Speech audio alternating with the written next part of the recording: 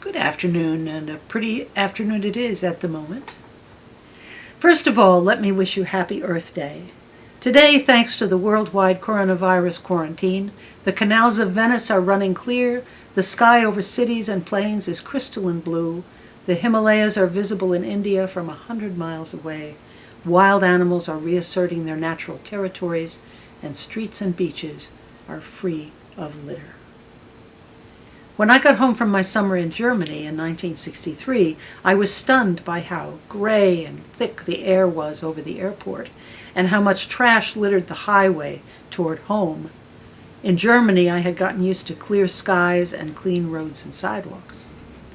In college, the late-night conversations and political activities were focused on resistance to the war in Vietnam and concern about the environment, an issue that had been brought urgently to public attention by the 1962 publication of Rachel Carson's book Silent Spring. Ideas about sustainability,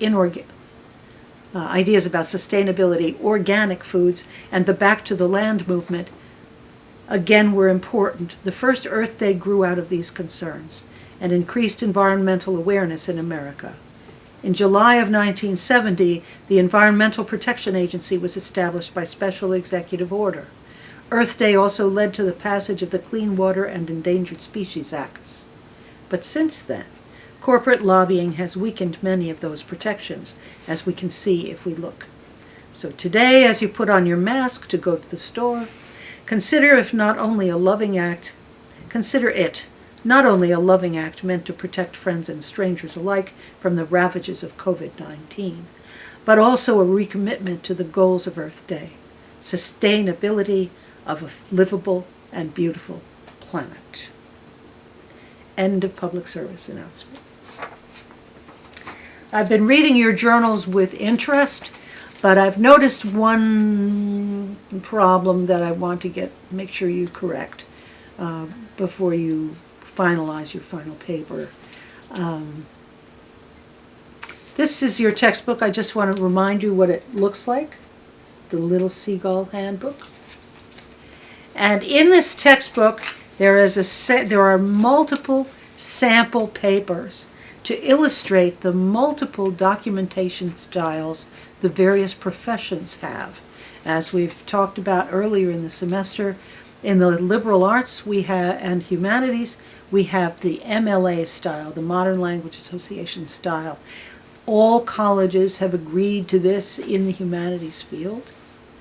All people who do research in the field of humanities and liberal arts have agreed to this. So if you ever want to publish anything in real life having to do with liberal arts topics, you really need to use the MLA style, and it's the one I will be looking for. In your journal, I'm not sure you noticed in the instructions, but included in your journal should have been a working bibliography that was a list of all your sources put together on a single page as if it were a final bibliography for your paper. This was so that you could have me look at that list and make sure it was correct before you actually put it in your final paper. But I only saw one or two of them in the journals I got. So I just thought I'd point it out to you. If you go to page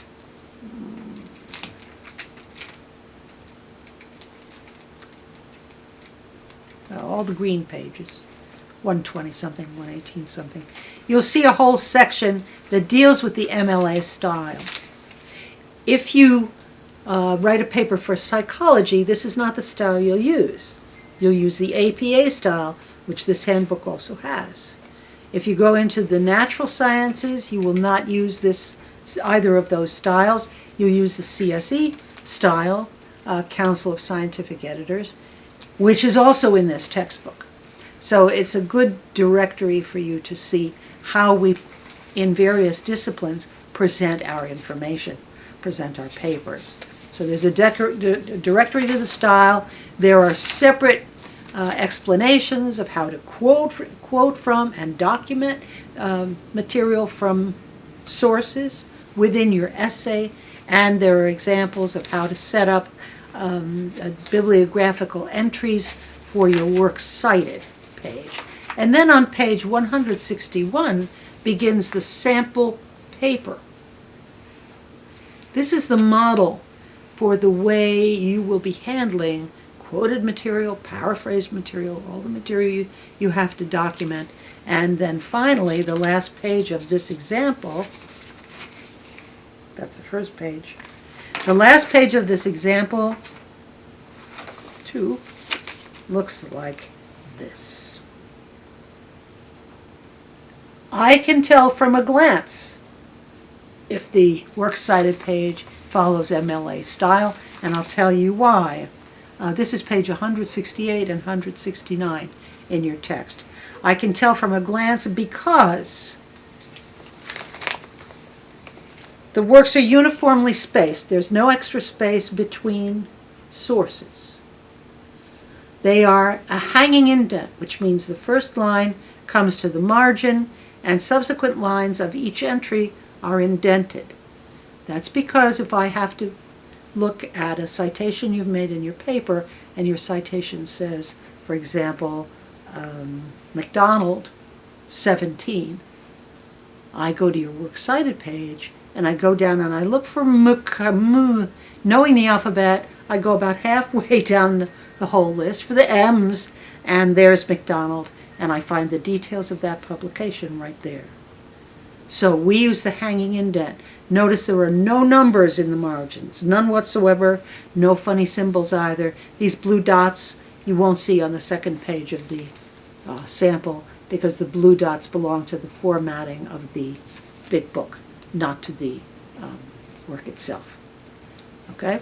So hanging indent, alphabetization by author's last name or editor's last name, indent of second and subsequent lines, period at the end of each listing, and quotations around article titles, italics for journal titles, book titles, website, the names of websites. All of this is well illustrated. They've got just about every kind of source you might use in this sample. But what I want to see at the end of your big paper is a page that looks like this. No notes, no bullet points, no colors, no, I don't know what else, no extra spaces, no paragraph style. This is inverted paragraph style.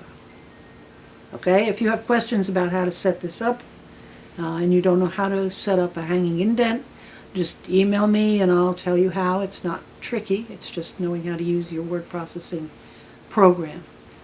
To get it right means I look at it and say, good for you.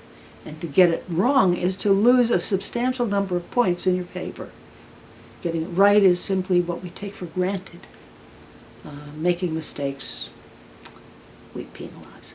So if you haven't opened your textbook yet, I suggest opening it and pay attention very much to this formatting.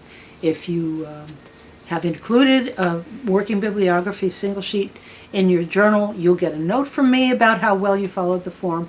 If you didn't include it, you'll get a note from me saying you did not include this required part of your journal. So that's the whole lesson for today. We in the liberal arts may seem liberal and kind of freeform, but on some things we're very, very sticklers for accuracy. This is why. Okay? Well, in Fairfield, the sun is still a little bit out, and I hope it's out wherever you are. So go out and celebrate the earth, pet a bird, have a nice day, and I'll talk to you next week, unless you email me first. Bye-bye.